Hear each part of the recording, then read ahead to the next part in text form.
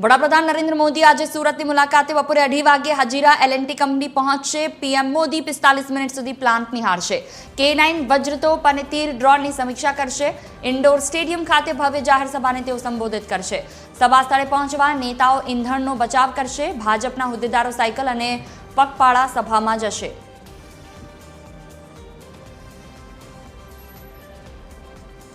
Associate editor Deven चित्ते जोड़ा है हमारी साथ सूरत थी।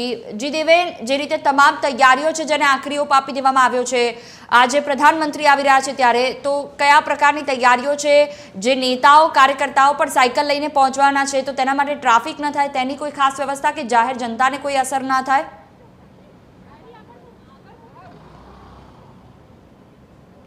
જે અત્યારે જે પ્રકારે તૈયારી છેલ્લા 2-3 દિવસથી કરવામાં આવી રહી હતી ત્યારે વડાપ્રધાન નરેન્દ્ર મોદી સુરતની મુલાકાતે છે અને આજે લગભગ 2:30-3 વાગ્યાના આસપાસ તેઓ હજીરા ખાતે L&T ખાતે જવાના છે અને ત્યાં આગળ જ્યાં આપણા શસ્ત્ર તૈયાર થતા હોય છે તે મુલાકાત કરવાના છે અને વ્રજ ટોપ સહિતની જે તોપો છે તેનું કઈ રીતે મેન્યુફેક્ચરિંગ થઈ રહ્યું છે, તીર ડ્રોન જે છે તેની સમીક્ષા પણ કરવાના છે। કયા પ્રકારનું મેન્યુફેક્ચરિંગ થઈ રહ્યું છે તેને લઈને તમામ પ્રકારની વિગતો જે છે તે મેળવવાના છે અને ત્યારબાદ તેઓ ઇન્ડોર સ્ટેડિયમ ખાતે પહોંચવાના છે અને ઇન્ડોર સ્ટેડિયમ ખાતે તેઓ જાહેર સભાને પણ સંબોધવાના છે। ખાસ કરીને આજે પર્યાવરણ દિવસ છે ત્યારે જે પ્રકારનો ઉત્સાહ જે છે તે સતત અત્યારે સુરત શહેરમાં જોવા મળી રહ્યો છે। સુરત શહેરની અંદર જે પ્રકારે વડાપ્રધાન નરેન્દ્ર મોદી દ્વારા ઈંધણ બચાવવા માટેની જે અપીલ કરી હતી તે ઈંધણ બચાવવાની અપીલને જે ભારતીય જનતા પાર્ટીના કાર્યકર્તાઓ છે તેમના દ્વારા ઝીલી લેવામાં આવી છે અને આજે ઇન્ડોર સ્ટેડિયમ ખાતે જે કાર્યક્રમમાં નરેન્દ્ર મોદી હાજર થવાના છે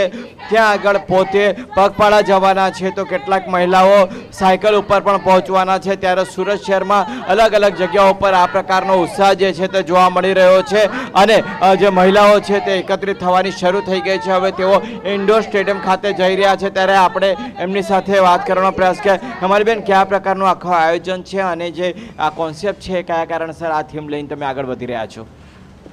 वैश्विक लोकप्रिय वडाप्रधान आदरणीय श्री नरेंद्रभाई मोदी जी आज सूरत आवी रह्या छे त्यारे आप जोई रह्या छो कि सूरतवासीओमां एक अनेरो उत्साह जोवा मळी रह्यो छे।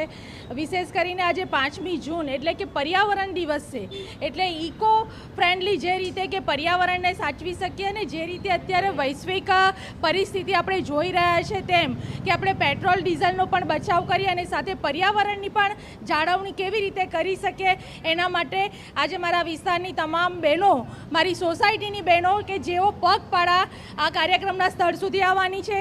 અમુક બહેનો જે સાયકલ ચલાવી શકે છે એ સાયકલના માધ્યમથી પણ ત્યાં કાર્યક્રમના સ્થળ એટલે કે ઇન્ડોર સ્ટેડિયમ પર પહોંચવાની છે અને છેલ્લા 3 દિવસથી આદરણીય વડાપ્રધાન શ્રી નરેન્દ્ર મોદીજીનું સુરતમાં આગમન હોય ત્યારે વૃક્ષારોપણનો કાર્યક્રમ હોય કે સ્વચ્છતાનો કાર્યક્રમ હોય, આ તમામ કાર્યક્રમો છેલ્લા 3-4 દિવસથી સુરતની અંદર સુરતવાસીઓ ખૂબ ઉત્સાહપૂર્વક એની ઉજવણી કરી રહ્યા છીએ।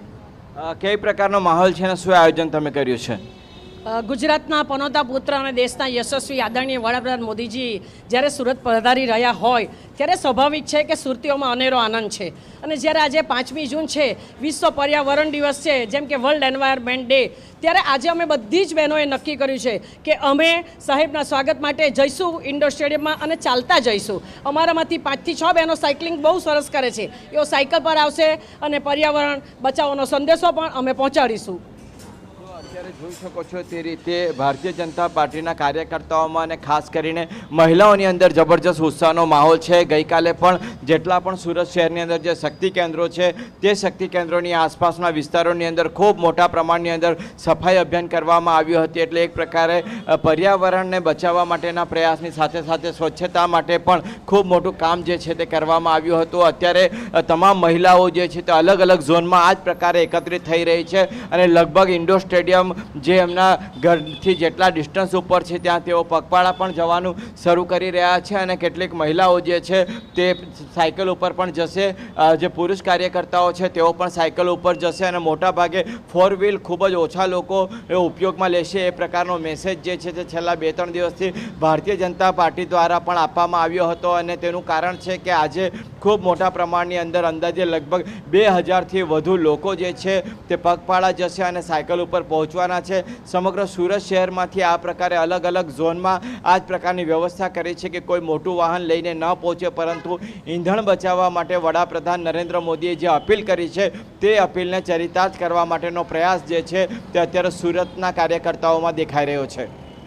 બિલકુલ, તમામ જાણકારી બદલ આભાર દેવેન. તો